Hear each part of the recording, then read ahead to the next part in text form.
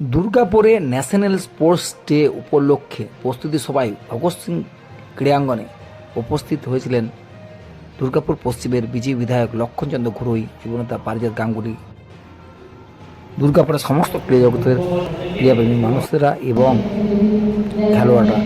তারা এই প্রস্তুতি শিবির নিয়ে আলোচনা করেন এবং এরই মধ্যে বিজেপি বিধায়ক লক্ষণ ঘুরুই বলেন যে ক্রীড়ামন্ত্রী 22 আগস্ট আসছেন এবং 29 তারিখে আরেক মন্ত্রী মৌমিতা বিশ্বাস মিশ্র উনিও আসছেন এবং অলিম্পিক হয়নি, তাই মোদিজি আসার পর থেকে তার বিভিন্ন প্রক্রিয়া শুরু হয়েছিল।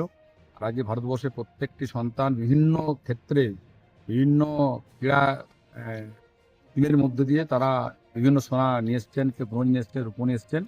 তাই 2036-এ ভারতবর্ষে অলিম্পিক হবে আর তার প্রস্তুতি সারা ভারতবর্ষে শুরু হয়েছে। আর সেই জন্য আজকে আমরা দুর্গাপুরেও যে ন্যাশনাল স্পোর্টসের আয়োজন করেছি 22 থেকে 29, সারা দুর্গাপুরের মহকুমা থেকে শুরু করে এই জেলার সমস্ত কলেজ থেকে শুরু করে ছাত্ররা এবং সমস্ত ক্লাব, বিভিন্ন ফেডারেশন তারা যোগদান করবেন। এটা আমাদের কাছে একটা বাড়তি পাওনা বলতে পারি।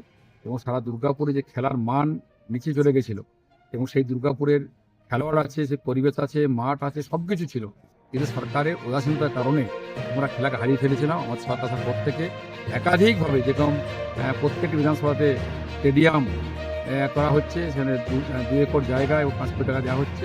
সেই দুর্গাপুরে যে অলিম্পিক, এই দুর্গাপুরে যে আমাদের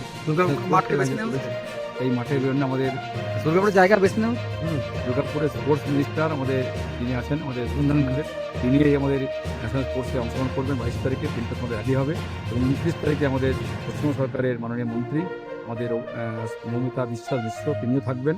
এবং সারা দুর্গাপুরে সমস্ত যারা কৃতি সন্তান ছাত্ররা যারা খেলাকে সম্মান এনেছেন, গৌরব করেছেন, সোনা নিয়ে এসছেন, পদক নিয়ে এসছেন, তাদের সম্মানিত করা হবে এবং সর্বস্তরের মানুষকে আমরা এইখানে সম্মানিত করবো। যিনি আমাদের যে ভগৎ সিং স্টেডিয়াম, সেই স্টেডিয়ামে নিশ্চয় চলেছে, মানুষের কাছে আহ্বান থাকবে। আমরা যারা প্লেয়াররা আছেন, ক্লাব আছেন, আহ্বান করছি এই কোর্সে সকলের অংশগ্রহণ, সকলের সহযোগিতা আমরা চাইছি এবং আশা করছি সেই সহযোগিতা পাবো। তাহলে দুর্গাপুরীকে সম্মান সেটা দিতে হবে। ধন্যবাদ।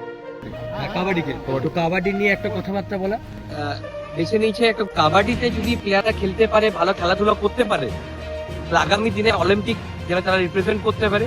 শুধু কাবাডি বলে নয়, আরো যারা যত প্লেয়ার আছে, বিভিন্ন খেলা, kick boxing, cricket, football, athletics, বিভিন্ন খেলা আছে।